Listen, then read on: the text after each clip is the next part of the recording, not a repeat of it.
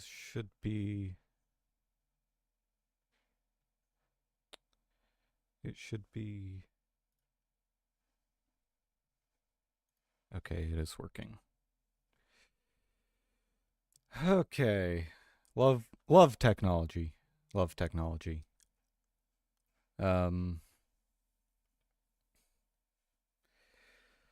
Okay, let's just put together a quick little ping.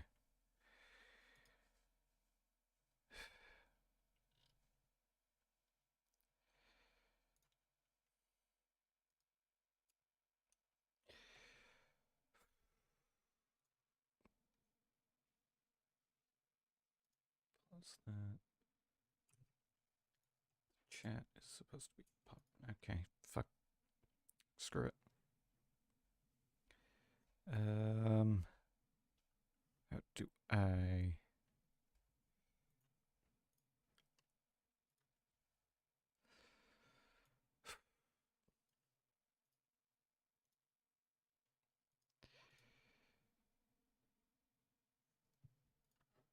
Okay, I think... Hang on. One moment, hang on.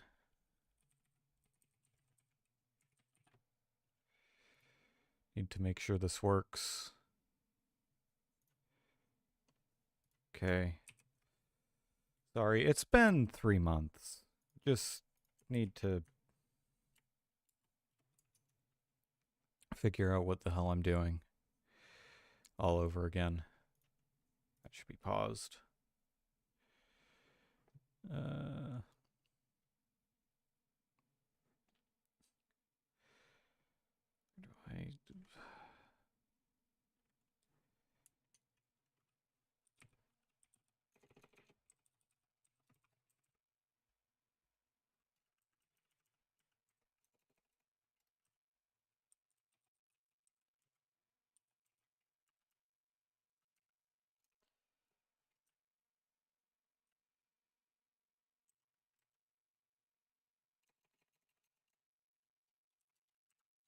Hang on, let me just see if this does what I want it to. Okay.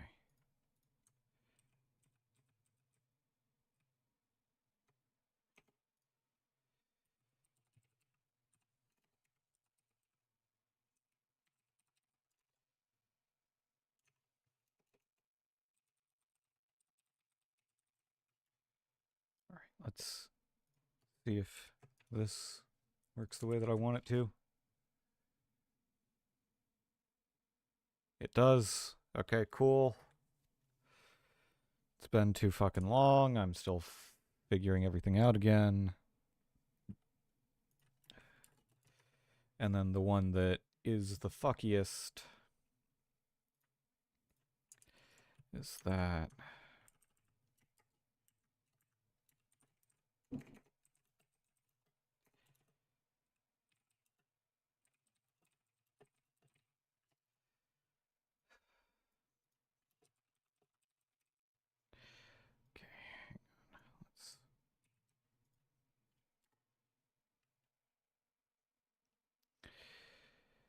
And then put that in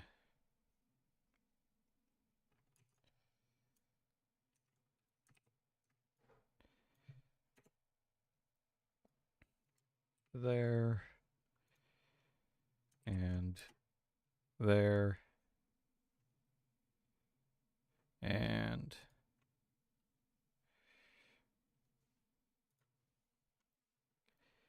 no, I already shared it there. What the fuck am I doing? And oh, right, I need to on Discord, right? Where is it? Activity privacy. Share my activity. There we go.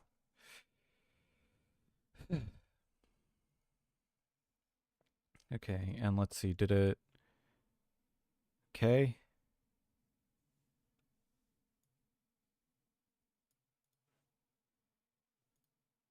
That worked, so I know I've got that set up correctly.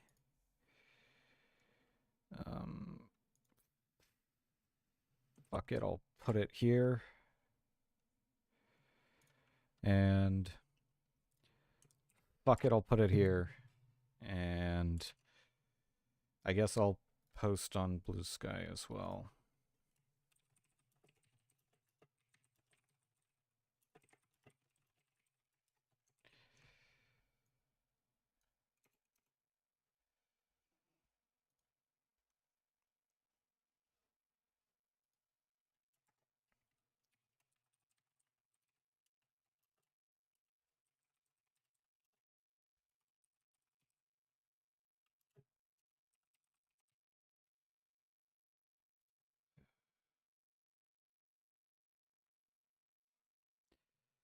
All right.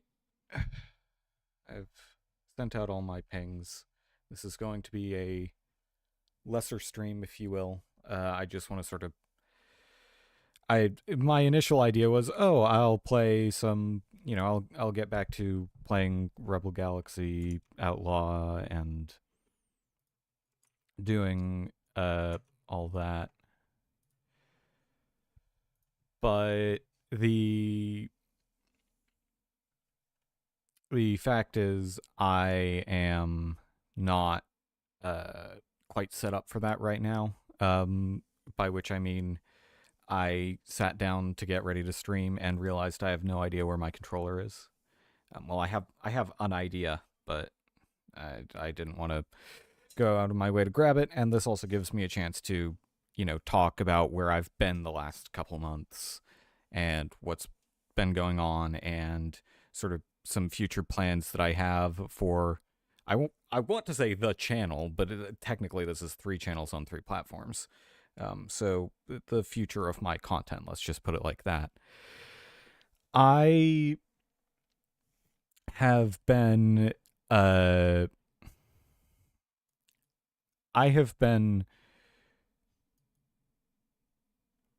handling some stuff in terms of a bunch of areas. I guess the simplest way to say it is that I've had a bunch of real life stuff, particularly a lot of travel obligations, happen over this summer, and so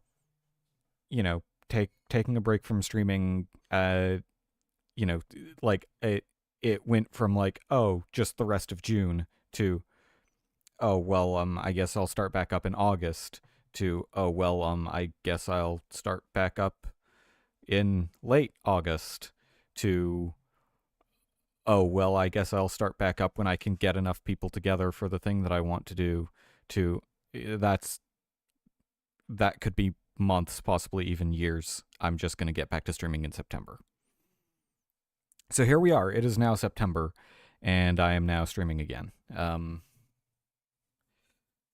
Okay, I deliberately chose a shirt that is not black, but I guess it is actually dark enough blue that it is close enough to black that I look like I'm just a floating head. That's fine. That's fine. So yeah, I don't know if anyone noticed, but I am on. Yesterday I was on Top Hats Off, a excellent YouTube TTRPG channel, as part of a community guest stream playthrough of one of the modules of the Alien RPG. That's going to be continuing for a couple weeks, but half the reason that I'm streaming it all today is because I said that I was going to yesterday. So yeah, I don't think I even have anyone watching right now, which is depressing, but hey, if anyone sees like the YouTube VOD or what have you, that'll yeah. Important thing being, I am getting back to that, back to streaming, and that sort of helped give me a bit of like, it was like, okay, I have this opportunity for self promotion. I don't want it to be like, oh, I promise I'll get back to streaming eventually. I wanted to be able to basically say, I'm gonna get back to streaming basically right now, and I'm making that known to people. And I don't expect that to really have any effect at all, but I had the opportunity and I figured I'd take it.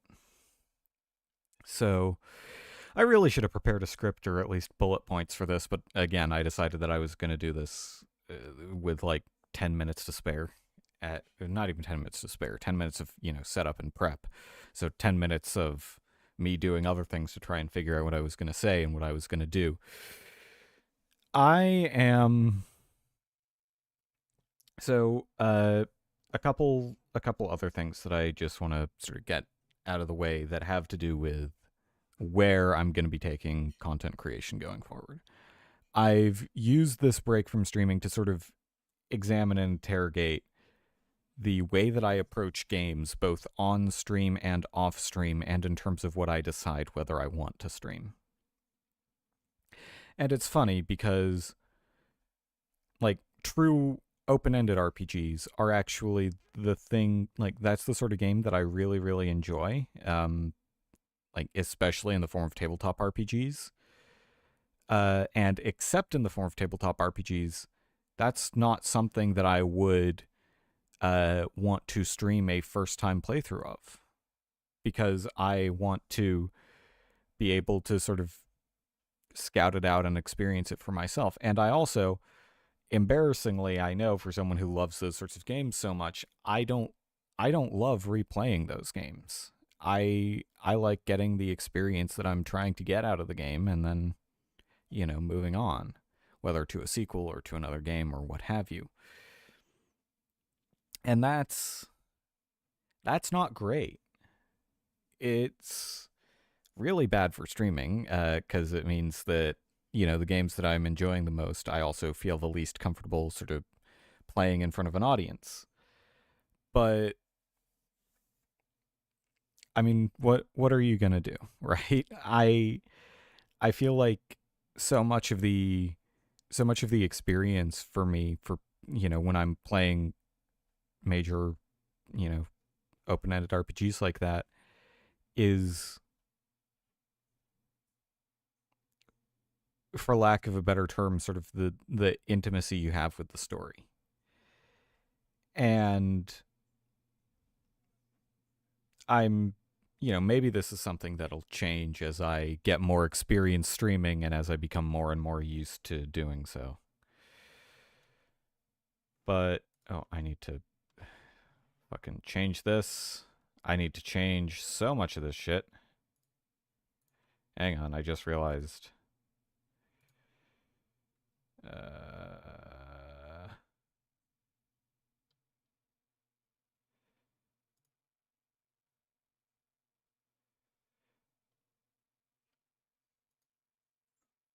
Hang on. Delete. There we go. There we go. That's better. There we go. Sorry, just had to. So, yeah. That brings us to what I intend to do with the channel going forward. Since, again, I don't enjoy streaming those sorts of games. And by don't enjoy, I mean, like, I have never actually tried to do that, and just thinking about it sets off this wave of embarrassment and anxiety. And that is something that I, to be candid and open about. I have an anxiety disorder. I have actually multiple anxiety disorders. I have a generalized anxiety disorder. I have a social anxiety disorder, and I have PTSD from being bullied pretty badly in school by someone who I initially thought was a close friend. Which, yes, PTSD is classed as an anxiety disorder, but that obviously does not help with the whole social anxiety aspect. So that's stuff that I'm working through in my personal life. And, I'm finally actually trying to get back on meds for all of that after my second time just letting it lapse, because it's a whole thing and I don't want to give too much personal info.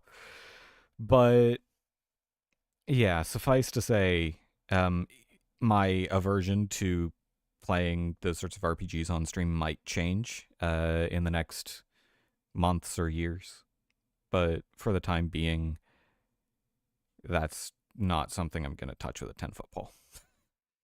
Um, and like that extends to like even outside of stream. Like I don't like playing RPGs and such in multiplayer. I I just don't. I honestly I don't like playing most games in a multiplayer way.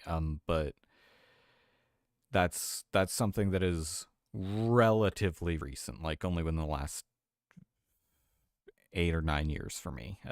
Back in middle school and high school, I actually quite enjoyed multiplayer games, and then things changed, and I grew up, and my anxiety got worse because, of course, it did. Um,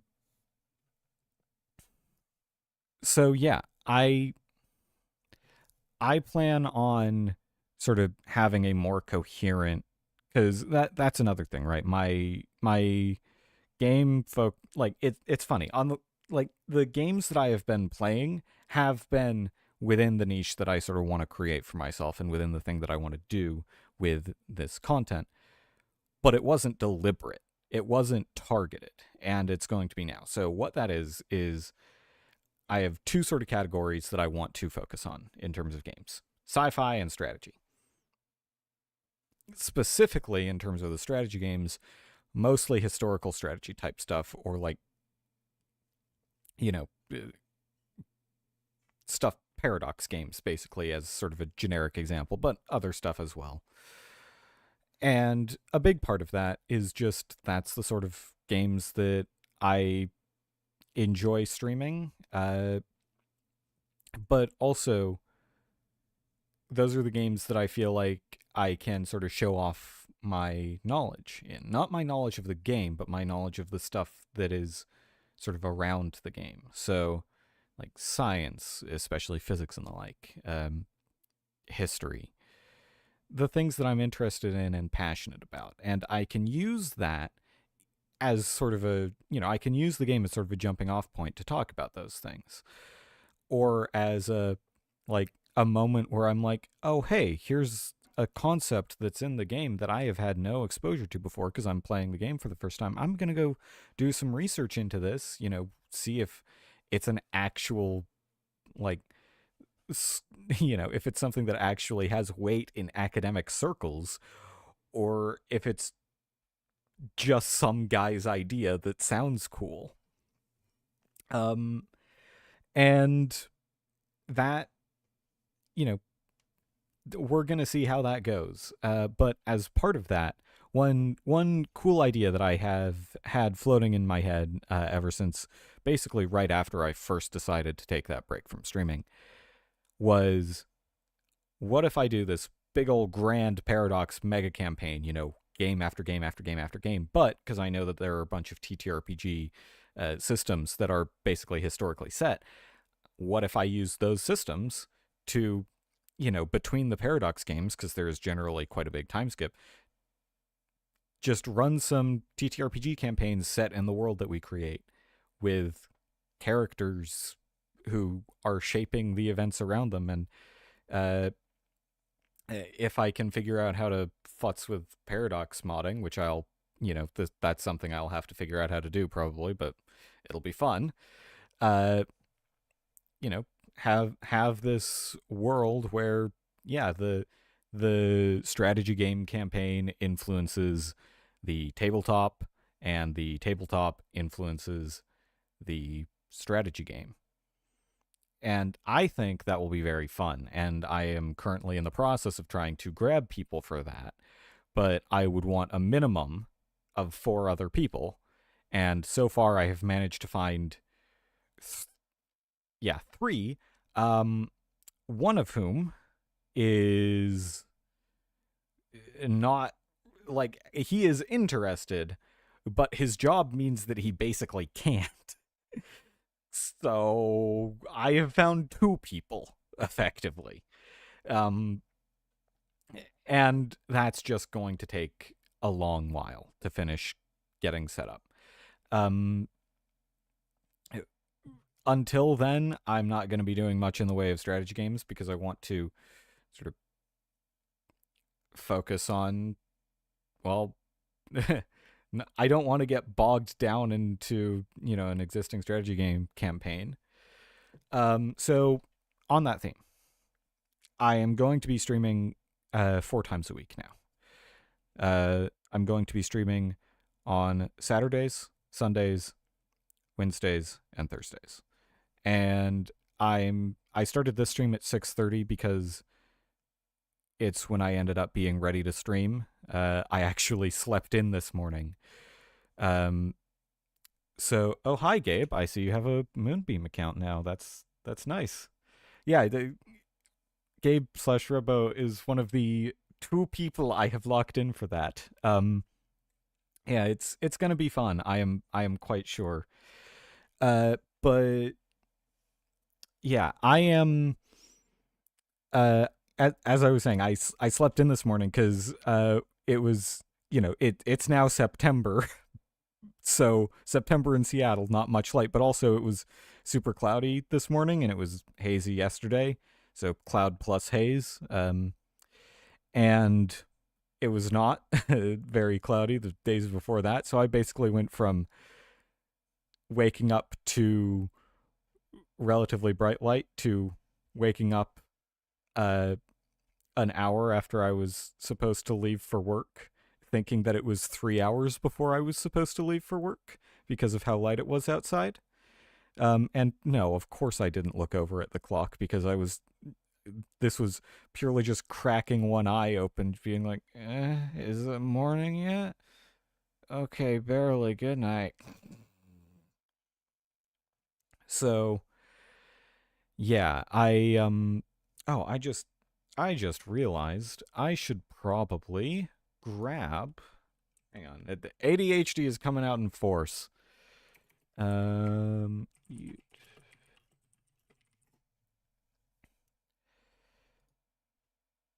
Okay. So yeah, while I'm grabbing this, I because I slept in way too much, I actually didn't have a chance to shower before I headed to work today. So I had to come back and shower and then give my hair time to dry. If I hadn't had to do all that, this stream would have been starting at 5. So that is the time when I want to sort of start streaming because I've done some thinking about it. 7 p.m. sort of works. It's a little bit on the late side for streaming in a little bit on the late side for streaming to people in the same time zone, which is, Pacific time. But that works out to starting to stream at 10 p.m. on the East Coast, which is where most of the population of the US lives. And well, I mean 3 a.m. or wait, 3 no. Yes, 3 a.m. In the UK, which is I mean, there's no reasonable time I can go live in Pacific time and have it also work for British people. The 8-hour time gap. Like, I can go live at, like 10 a.m. and it'll be 6 p.m. in the UK. But that's not really a reasonable time to go live here. And that's 1 p.m. for people on the East Coast, which is not very reasonable for them either. And like, I forget exactly how much behind/ahead Australia is, but it's a similar situation where it's like, okay, yeah, there is no time that I can go live that is reasonable for everyone. So I've decided to make it reasonable-ish for people in the US because, well, the US and Canada. Canada exists too. Can't forget about them. But yeah, so 5 o'clock is going to be my sort of default go live time. I will see how that ends up looking for people. People who want to join in and collaborate on the Paradox Giga campaign. We'll have, like, the time that is streamed obviously does not depend on my schedule alone. It depends on me, 2 people who I already have more or less locked in, and then 2 mystery people who I will have to acquire. So that's going to be almost as bad as trying to schedule a TTRPG group. The only reason it's not as bad is because the length is also uh, somewhat more flexible. Well, actually, I guess no, the length is less flexible, so it's worse. Fun. um. All right. So yeah, the thing that I was in the middle of doing that I realized I should do is put the link to my appearance on Top Hats Off yesterday.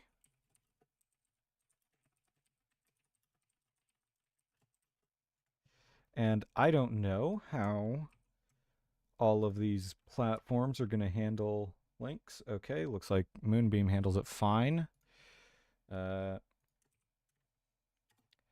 Twitch handles it fine. YouTube, of course, handles it fine because I'm linking to YouTube on YouTube.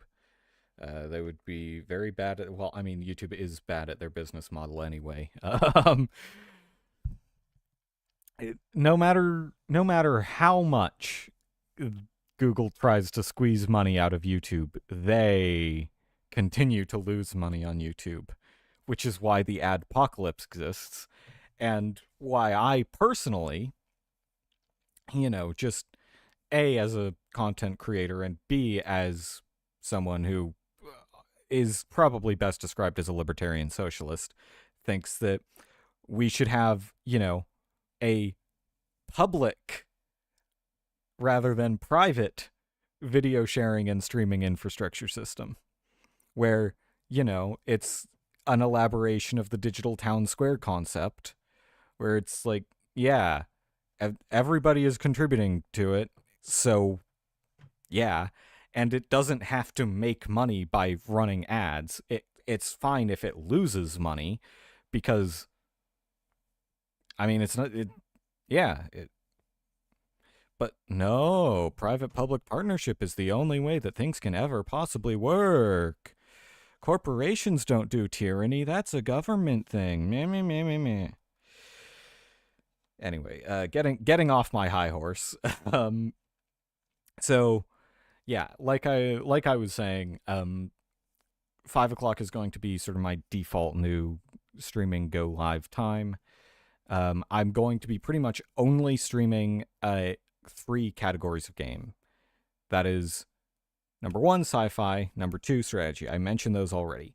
I'm folding the TTRPG stuff into strategy, although I guess you could split it out as its own thing because there is other TTRPG stuff that I do want to do, and so I guess that actually means there are 4 categories. So, the sci-fi, strategy, TTRPG, and then friends asking me to do things together, specifically like collabs and such, which I don't know how regular of a thing that'll be. But yeah, that said, streaming is not going to be the only thing I'm doing. I've been putting off making particular videos for years now.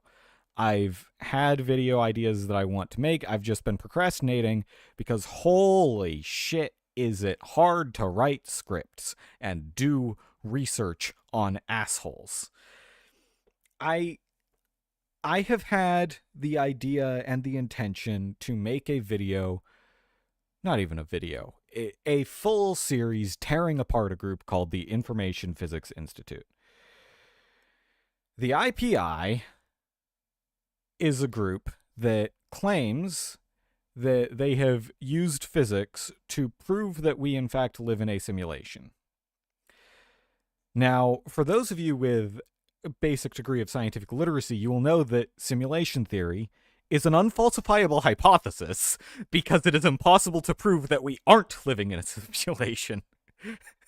Like, whenever you have something that could potentially be a falsification criterion, they can just be like, well, the simulation is just that good. It's okay. So apparently the simulation can be infinitely good. It's not a falsifiable hypothesis. It's not scientific. Yeah. It's also a big red flag that a lot of the people pushing it are fundamentalist religion people, whether Christian or Muslim or what have you, who are basically like, yeah, the same, we don't necessarily agree with the whole simulation thing, but the same stuff can be used to prove the existence of God. And it's like, no, that's also an unfalsifiable hypothesis. So, yeah, just from like the thing that pissed me off was the fact that they got to pop sci and pop sci got to one of my grandfathers, actually the only one I have left, so my grandfather, who then shared it in the family, like that. My mom's side of the family has a massive group text, and he shared it there. And I literally wrote an essay in text format, like a fucking 5-paragraph high school essay on why it was bullshit without realizing it at like 1 a.m. And when I did that, I was like, okay, I have to make a fucking video essay on this now because I'm a white content creator with opinions, and I'm obligated to do that contractually. It's in the contract that my genes signed before I could be born into this world. But yeah, that like researching into that, I got hit with the full force of like imposter syndrome and the bad. Well, all of Dunning-Kruger is bad, but the part of Dunning-Kruger where like you know enough to know that you know basically nothing. And that combined with imposter syndrome was like, oh god, what if these guys actually have more of a point than they think they do, and I'm just going to make an absolute buffoon of myself. In the years since then, I have realized, oh no, they managed to have less of a point. They are more wrong than I thought they were. And so I'm going to get back into researching them and writing up scripts and figuring out how I want to present, like whether it's just going to be a straightforward video essay or whether I'm going to have a list of bullet points up on monitor 2 while I play like Factorio or some shit on monitor 1 and I just talk. Or if I do what I did for a while with my very short-lived Infodump series where I just write a script and record an audio essay and then slap that over video footage and can turn that into a podcast or whatever. Right now I am leaning more towards the straightforward video essay one because that is, funnily enough, the simplest, but it would also require quite a bit of improvement in my production quality. So I don't know about that. But aside from tearing apart the IPI, because again, saying, I mean, first off, right, inventing, not discovering, inventing a law of information dynamics, the only one that I am aware of that has ever been claimed to have been, derived from these, like, derived and then given a numerical name. So they've invented this law of thermodynamics and then named it the second law of thermodynamics, not because there's a first, or not infodynamics, second law of infodynamics, not because there's a first law of infodynamics that this is a follow-up to, but because it's basically just saying that the second law of thermodynamics actually applies to information. And it's like, okay, you're wrong, but also the way that they go about doing that is hilarious, because there was actually a paper published several years ago, I think in 2018, I want to say.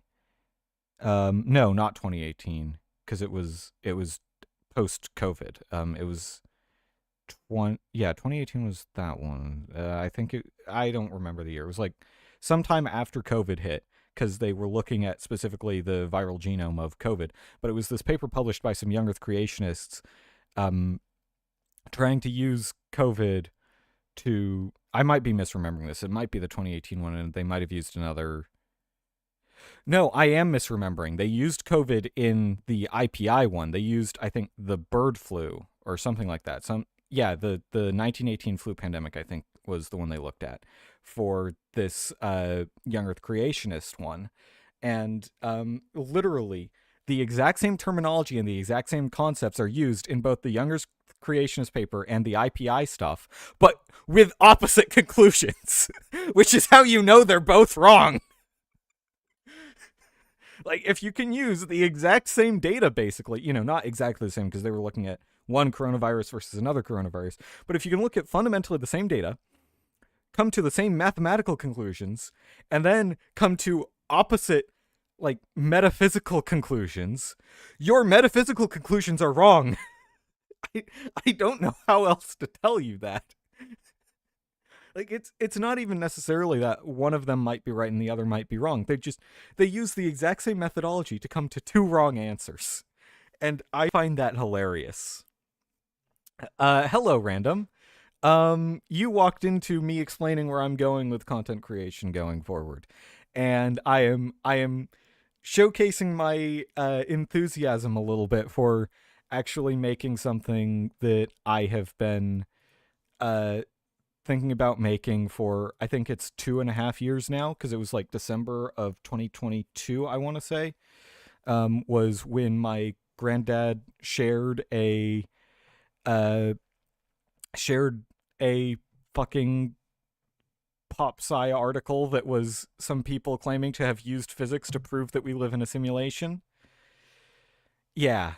It's real funny as well, because like part of the reason that I got like imposter syndrome scared into like not actually following through and doing a bunch of deep dive research and making, the video essay that I wanted to. Part of the reason I ended up avoiding doing all that is because looking on their website, they have this huge list of members. But some of the part of that video essay will be just on screen a list of all their members scrolling down with the ones who have any degree of qualification highlighted in one color, then relevant qualification highlighted in another color, and then batshit insane qualifications highlighted in a third color. Like, there's one guy whose qualifications are listed on their website as yoga practitioner, which, yes, that definitely gives you qualification to talk about esoteric stuff that is like pseudo spiritual nonsense, sure, but physics? No, yoga. The only physics that yoga deals with is biophysics, and even that's just how far can your limbs stretch before your bones snap. So, yeah, that's a video that I want to put together at some point going forwards. But for now, I'm, that's just one video that I want to make. I also realized that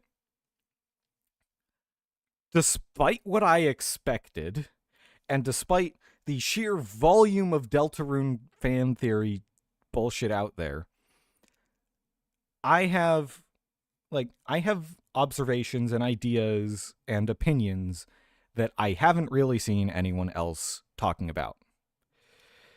Like, as a snapshot. And Random, Gabe, if you want to tune me out right now, because what I'm about to say is kind of spoilers, both for what I want to make a full video on and Deltarune, because of course it is.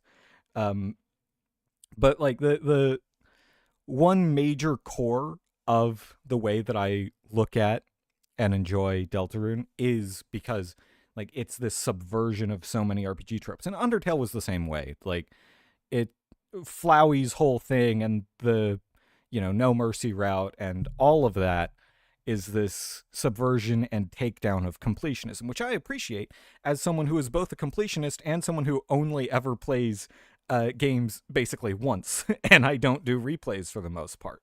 So like I try to do, completionist more or less on a single run rather than the sort of completionism where you like go back and try every single possible permutation of every single possible interaction. Like that's not completionism, that's mental illness.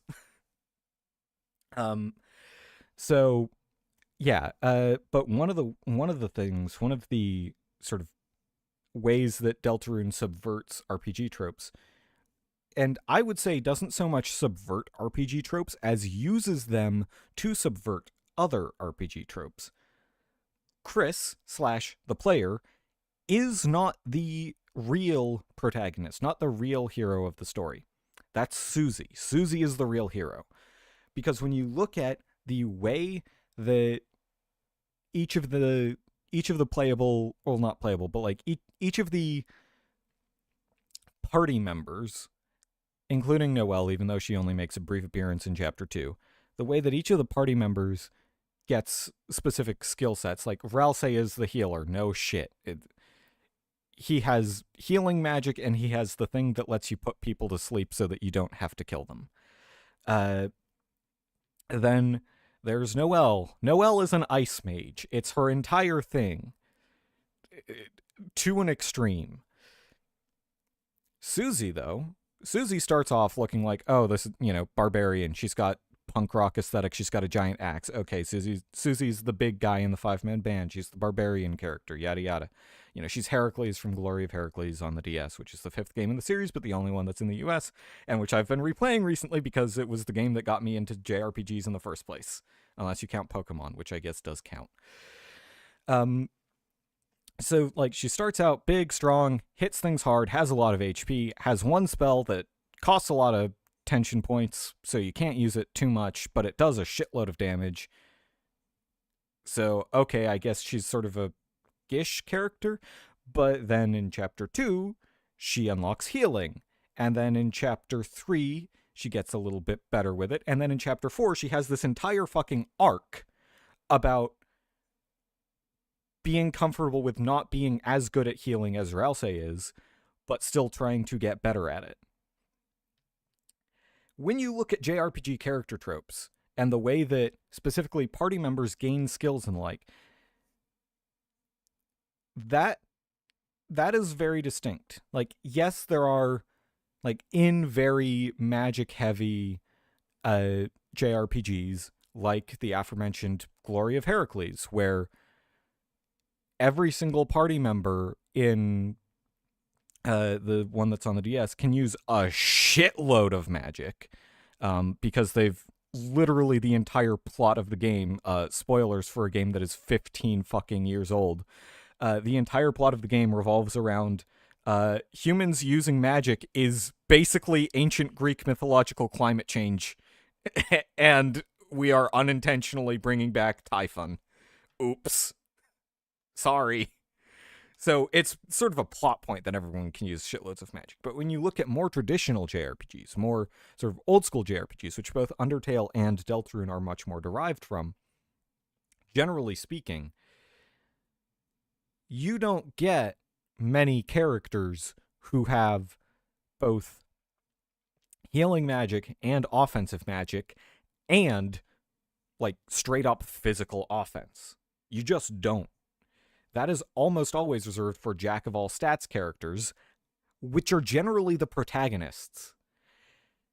That is how JRPGs typically work. Now, obviously, in Deltarune, Chris, / the player character, is much more of a jack of all stats character than Susie is. Susie is very focused on attack and HP, up until her magic stat starts spiking in chapter 4, and it's okay, I guess Susie is now also jack of all stats. But the thing with Chris is also the only playable, well, not playable, but the only party member who can't use magic. A lot of JRPGs don't have a character who can't use magic, but the ones that do, generally speaking, they will fill a sort of rogue role, where they have things they can do that aren't magic, but that are basically these skills they can use to be effective in other ways. And that's literally Chris's whole thing. And something that Susie, very deliberately points out in chapter 2 is that the only reason why, throughout all of chapter 1 and the start of chapter 2, the only reason why Chris is the only one who can use the act ability is because Ralsei is just no, that's Chris's special thing. No one else is allowed to do it. And so when Susie is just no, I'm doing it, you're doing it, shut up, nerd. Chris no longer has that special thing, except insofar as they are still sort of the party leader. But just being the party leader doesn't mean they're and they are, don't get me wrong. I'm saying that Susie is the hero and the protagonist. Susie is not the main character. Chris is still the main character, or at least their soul is. Um, yeah, who fucking knows where all that's gonna go? I cannot wait for chapter 4. That almost said chapter 4, chapter 5. Cannot wait for chapter 5. But yeah, I have not really seen anyone talking about how those tropes have been subverted and how Toby has used tropes both in Undertale and Deltarune to subvert other tropes. I and again, that's just part of what I want to make a full-blown essay rant video about. So, yeah, I'm as much as I don't want to sort of turn into white video essayist, I kind of will end up doing that more or less. And I've just sort of accepted it, but mostly for science communication and this very narrow, like, not quite special interest territory, but it is like, I, you know, a core part of the way that I engage with stories, especially, post high school, is like this sort of extreme degree of literary criticism where I'm dissecting things to a pretty significant degree.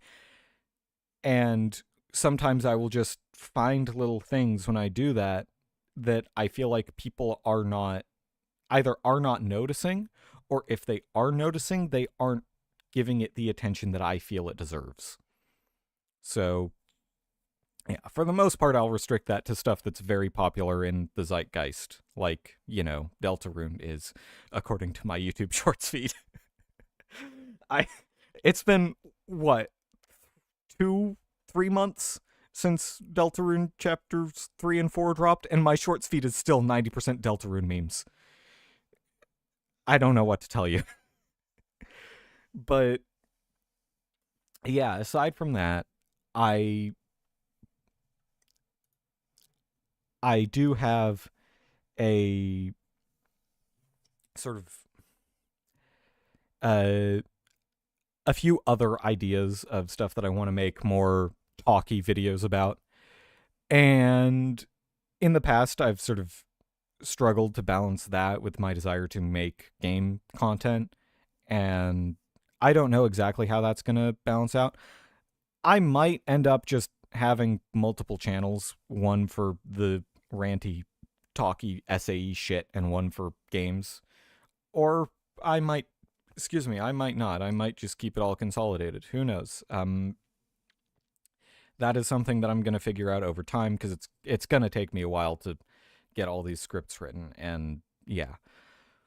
But I am in I am looking forward to sort of getting back to streaming and to content creation. I'm going to try and take a much more positive approach to it than I have in the past, where it's been like,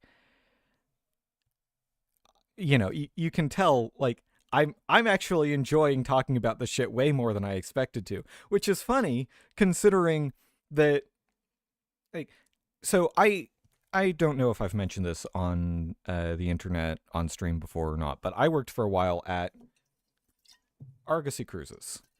It was both one of the worst, second worst job I've ever had, and the best job I've ever had.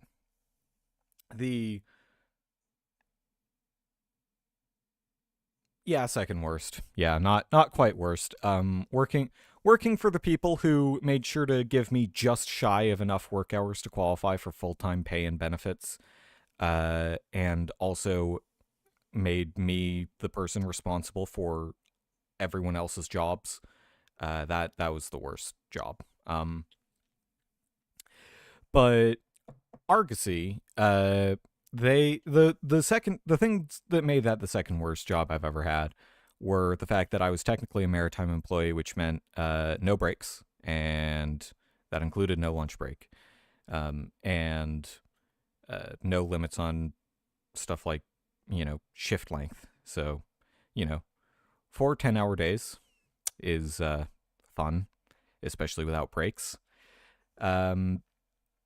And of course, there was also the fact that there was a lot of click problems there, like, because it's a Harbor Tour company.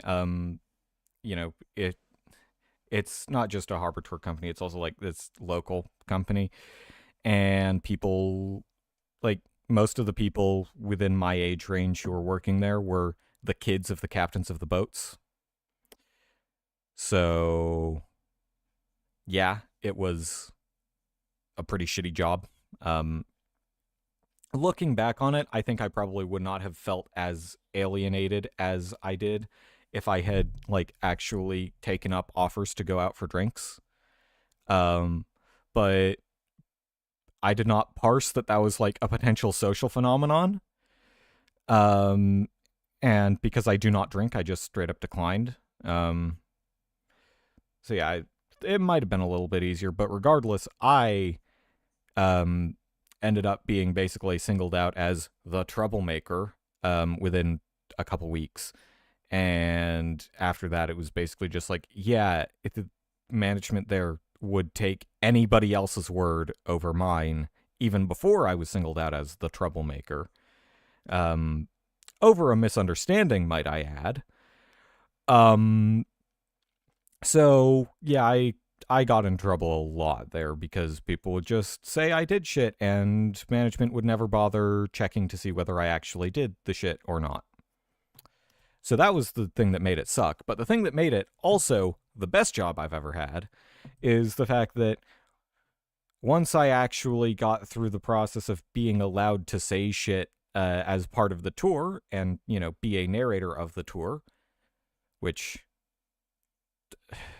yeah, um, I will fight to the fucking mat that the captain who, like, basically gave me the like, final rehearsal of a potential tour before I was allowed to actually narrate a tour. Him telling me that I shouldn't talk about the scablands of Eastern Washington because it made them sound ugly and not like a place people want to go. I maintain, I will go to the fucking mat, that he was wrong. The scablands are fucking amazing. They are on par with some of the most beautiful forests we have out here in Western Washington. I don't care that the name sounds ugly. It's very descriptive. When you look at that, especially from an aerial overhead view, it's a beautiful natural landscape that has, you know, clearly been like it is just proof of how powerful nature really is, and it's so easy for us humans to forget that. And I know many people who've seen it and who agree with me that it's very beautiful and is something that people should pay more attention to, considering that it is the largest channeled scablands, at least that I am aware of, possibly in the world, but definitely like on this continent. So, yeah, I I loved though being able to just yap at people, for lack of a better term. Just being able to, you know, and I've still got a bunch of the facts from the tour memorized because they were just cool. Um, like, I mean, some of the exact details obviously have fallen out of my brain because that's what they tend to do. But yeah, I am very much someone who enjoys yapping, to put it in, you know, put it the way that Milo Rossi over at Mini Minuteman would put it, based on his recent takedowns of some people who spend a lot of time yapping and then the rest of the time in their content doing pseudo archaeology. In case you couldn't tell, I love consuming other people's science communication, especially debunks as well, which is actually part of what gave me the idea to, like, hey, maybe I should do that debunk of the IPI after all, because they are yeah, that's something that I can do, that I have seen other people do, and I have a fairly decent understanding of how to do in my own style. But yeah, I like talking about things. I like explaining things. You know, part of it is just that I like showing off how smart I am. I won't deny that. There's a degree of ego in it, but it's also just like there's stuff that I enjoy talking about and that I feel really passionate about. And when I'm, you know, speaking in person with people, I tend to feel really, really self-conscious about it, because it's like, am I, boring or frustrating this other person? Am I making them want to leave this conversation, or making them regret having started it in the first place, or what have you? But when I'm yapping at people who literally paid to hear someone yap at them about this stuff, I know they're there because they want to be. I know that they signed up for this. Also, I have as a captive audience on a boat, so it's not like they can leave even if they want to. And if they do want to, they can just go and get hammered. That's always an option. We did serve alcohol on those boats, but yeah, and something that I am only now sort of realizing is, hey, when I'm making a video, when I'm streaming, I can do that exact same shit. I can just yap with zero reservations about whether or not I am, like, being a problem for the people listening. Because if I am, they can just fast forward in the video or leave the video or what have you. And yeah, I think that having had that realization, I'll be able to take a much more positive uh, attitude towards content creation, rather than sort of the constant fear of, like, what if I'm not doing it right? What if I'm not, drawing in enough of an audience? What if I'm not? What if I'm not? What if I'm not? What if I'm not? What if I'm not? And so that is a major paradigm shift that I have literally had on stream now. But yeah, I think going forward, uh, yeah, I'll be more energetic and more upbeat when I'm streaming, sort of like this. Um, Now there's two more things I want to talk about. Thing number one, I am in the process of putting together a Discord server. I have. Am I being engaging, Gabe? I don't know. I see. Here's the thing. I am a mixture between someone who is incredibly anxious and a nervous talker, and also probably a little bit autistic. So, if you give me the time and the space, I can ramble for hours. uh Thank you very much for saying that I am being engaging. That is very good to hear. Very affirming. It's only helping me double down on what I was just saying. Uh, so yeah. First thing that I was just saying, I'm in the process of setting up a Discord server. I technically have been in the process for about 2 years, um, but I just sort of let it languish for a long time after that first year, and then I sort of started trying to get it set back up about a year and a half ago, or not a year and a half ago, about a year ago, roughly. I don't know, a while ago. Um, and then I'm now working on it for a third time, and this time I'm actually making a lot more progress. And I think I'm actually I'm gonna have to talk with some people and get advice on, like, hey, how should I, like, set this up? And I desperately need to figure out something other than just a years old at this point picture of my face as my icon on platforms. And once I've figured that out, that will also be the icon of the server. And once I've got that figured out and got the server set up, which it's like 80% set up right now, that server will be going live. And yeah, it'll be a community space for what little community I have. um and hopefully that will grow. But right now it's tailored for, small stuff. Maybe it'll end up growing. I also, as I was going live, saw, oh, hey, Moonbeam has finally added the ability to make your own realms. So that's something that I'm going to have to do over the next few months. Um, but yeah, that Discord server, it's coming along pretty well, I think. I'm looking forward to having somewhere that is not, blasting to the entire world social media, where I can just post shit. um and yeah, last thing that I want to say is something that I have sort of been struggling with about myself for again a few years now, but that just in the last few weeks I have sort of come to a conclusion and a realization on. And this is something that I have sort of selectively talked about with a few groups of friends, and that I may or may not just like start making, just out of nowhere coming out posts to people who fucking knows. I still feel like that's a little bit intrusive of me to do, but see, again, I have three different anxiety disorders, two of which deal with interpersonal interactions. So yeah. Um, okay, Gabe, go ahead and guess. I'm sitting here and waiting.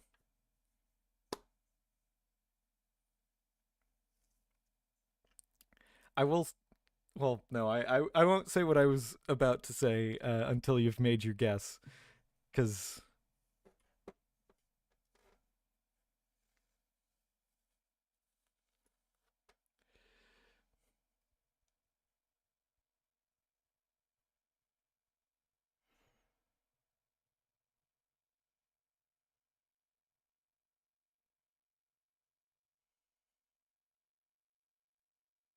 I'm actually having to hold my elbows up off of my desk.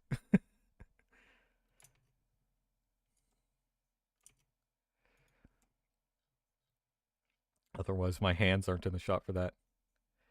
You're really far behind the stream. I don't know what to say on that. I don't know. Um, I don't know what Moonbeam's delay is like. Uh,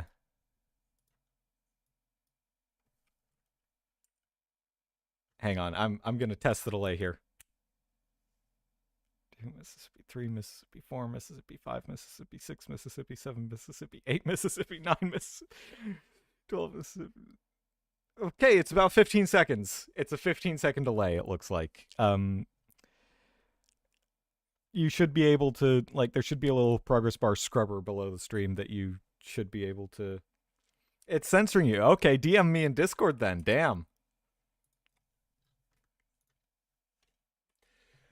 I fuck you, Moonbeam. Ah.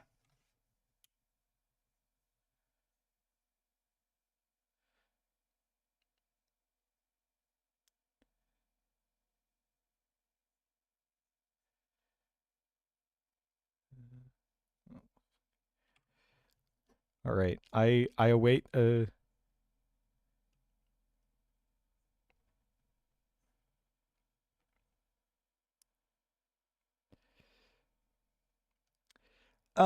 Yes and no, Gabe. Yes and no. Yes and no. Uh, the the yes part and the no part is so I the realization I have come to is that I'm gender fluid. I have had a few moments throughout my life that, looking back, only really makes sense through that lens, or more specifically, them coexisting with me most of the time, feeling more or less comfortable in my body. Like that coexistence. And the thing that made me really get, like, yeah, I'm not just gaslighting myself. I'm not just, making this up to feel special or whatever, was a couple weeks ago going into a local burger place that I go to quite a bit, and the cashier recognizing me, giving me a loyalty card that I didn't even realize they had because I've been going there since before they had loyalty cards, and asking what my name was so that she could remember it for next time. And when I gave my name, it emotionally hurt to identify myself with that name. Most of the time it doesn't, but that day specifically. And that was after I had sort of decided to start trying to explore, like, okay, is this actually. And I am fluid. So far, I don't know, like, what breakdown. I don't know, like, how much of the time I am in one headspace versus another. I don't fucking know. I don't know if there's like distinct triggers that cause me to flip flop between one or the other. I do know that for whatever reason, it like I have a degree of control over it in that like I can sort of focus internally on one particular aspect of my experience to sort of forcibly over the course of about half an hour shunt myself from one to the other. But given that the only times I've actually done that have been anxiety reactions, yeah, no. I don't want to do that too much for now. I want to just sort of see how my experience of myself develops organically before I start trying to manually fuck with my gender. um but yeah, that's uh I as part of that, I've I've had to sort of think about, okay, like given the fact that not even I can predict how my day-to-day experience of gender is going to be, what do I want my sort of neutralness to be? Like what neutral name do I want to go by, just so people have something as a fallback if they aren't calling me by, one particular. And to be clear, I'll, as part of explaining this to friends, I will like I have had a feminine name for myself settled on for a year and a half now. Like I said, this is something I've been interrogating for years, and it's only been recently that I started actually trying to not exactly try it out in day to day, but just like rather than avoiding it, actually let myself feel it. And yeah, that said, it's kind of funny because I found out after picking that name that it's actually apparently a gender neutral name now, because there are some guys named that, and it's actually gradually becoming more common as a male name than as a female name.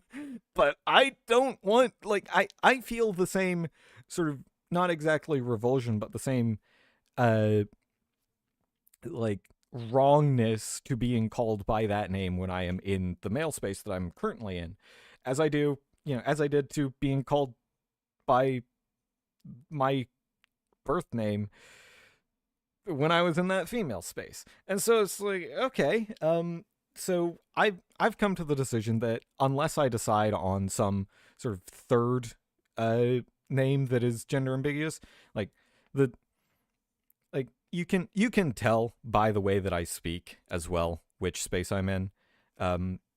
Like I haven't done any proper vocal training, but I have found myself just reflexively and automatically speaking in a different way when I am in that female sort of mental space. And I can't really, like, I haven't put any practice into projecting my voice the way that I do on stream when I'm in that voice, so I don't know, like, I don't even know if I can manually do that voice right now because I'm too much in streamer mode. And I also don't have any water to fix my throat with right now. But if I just sort of try and relax, this is, it's not, this isn't quite right, but this is more how I speak when I am not in this male headspace. And that is taking a lot more concentration than I expected, because I'm having to both be in what is currently not my default way of speaking and projecting my voice. Well, I say currently. I said currently after I stopped doing it. But yeah, that, like, I want to, like, part of that is just it feeling more right in the moment. Part of it's also just like I want people to be able to tell from the way that I talk, because that way when they hear me open my mouth, they hear it. That said, I am I have sort of settled on, like, because I am primarily active with other people on the internet, see again, social anxiety, just my screen name is sort of the default genderless name that I want to have people use as sort of a backup. And as part of that, I do intend to use my actual names, because there are two now, less on stream, partly to sort of encourage people to, whether I know them in real life or not, to just refer to me by Cogtry, because cognitive trifurcation is even more of a hellscape than my actual full name, which is also, I mean, if you don't count the middle name, my given name and surname together are 6 syllables as well, which is not as well. It's 6 syllables as opposed to the 7 of cognitive trifurcation. My middle name only adds 2 extra syllables, but whatever. So yeah, just that's a decision that I've made. As I, talk to friends in various places about this, yeah. But like I was saying, wanting to sort of normalize using that is only part of the reason. The other part of the reason is just because looking back on a lot of my content, I have given out too much information about myself. So I'm going to be privating or taking down a lot of my older YouTube videos.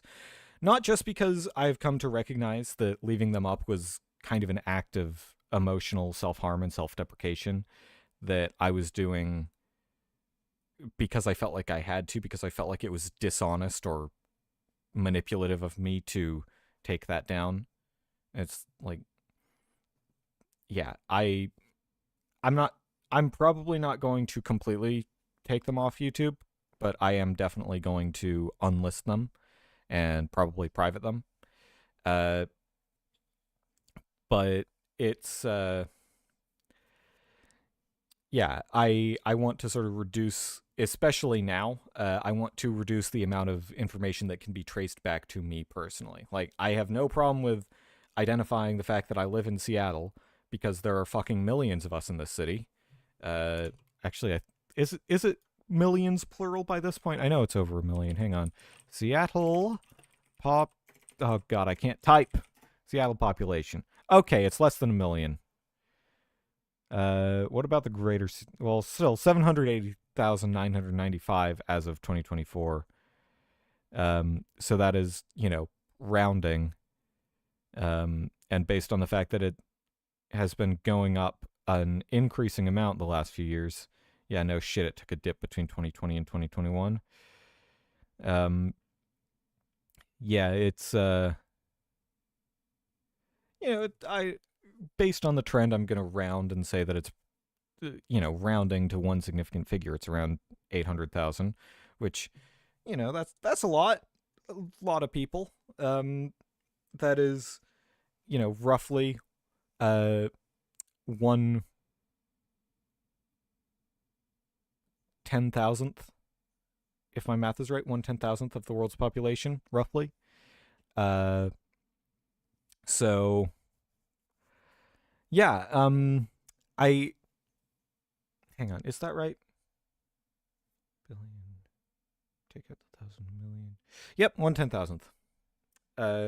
So yeah, I feel like being in a city that houses a 10,000th of the global population does not make it too easy to find me. But yeah, stuff like I'm not gonna like whack people for using my name on on stream or whatever, but I am gonna try and avoid identifying myself too much actively. So yeah, that's more of sort of a like bookkeeping business side of things, more than like the direction the channel's gonna go. Channels plural are going to go. And then the last thing is this may or may not be my last stream on YouTube. I am going to be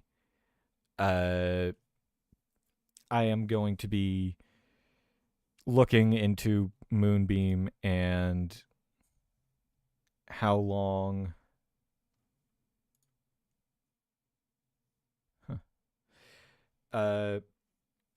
and how long it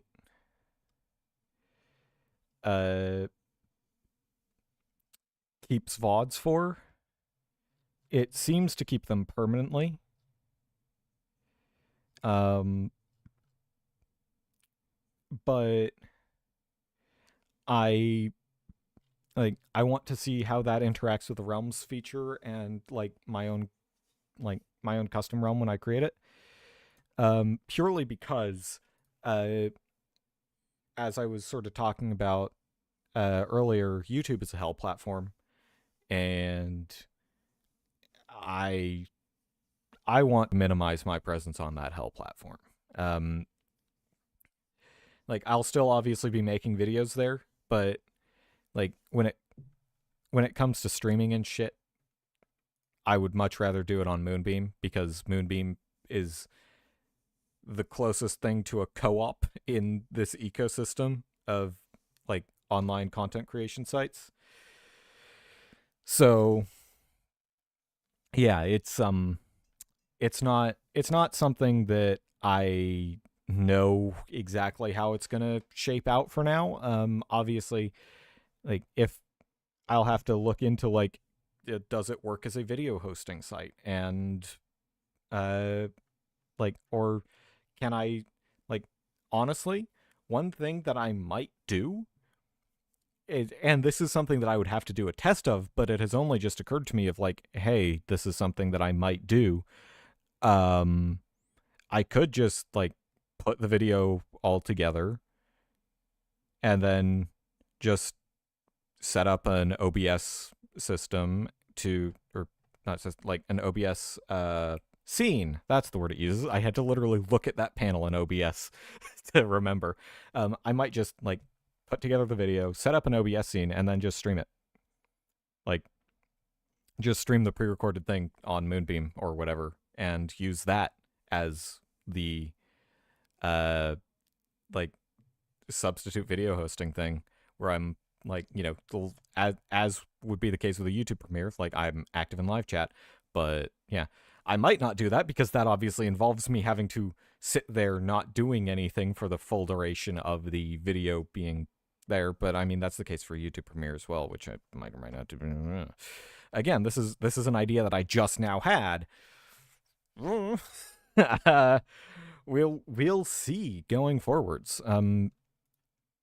I am going to figure all of that out over the course of the next several months. It is difficult to try and parse things out for now, because again, I only just realized, oh hey, I can make a Moonbeam realm myself. Oh right, I just remembered part of the reason why I mentioned why I came out on stream like this is actually because I have had a couple of instances on stream of gender dysphoria. Like, there's no other way to put it. I was, without fully realizing it, I was streaming in that more feminine space without, you know, having the wherewithal to realize that's what was going on. And yeah, it hit me like a fucking truck. And a couple times I actually ended up, you know, I didn't explicitly say it was why I was ending the stream early, but it ended up causing me to end streams early, because I was just feeling like absolute shit seeing myself in, you know, the the stream preview in OBS, or, you know, in the monitor on Twitch or Moonbeam or YouTube. And that's no fucking fun. And it made it really hard for me to enjoy the rest of the game. And I had an inkling that that might be what was going on, but I didn't really have that full understanding of it. So hopefully, now that I have actually reached that understanding of myself, that won't be happening anymore.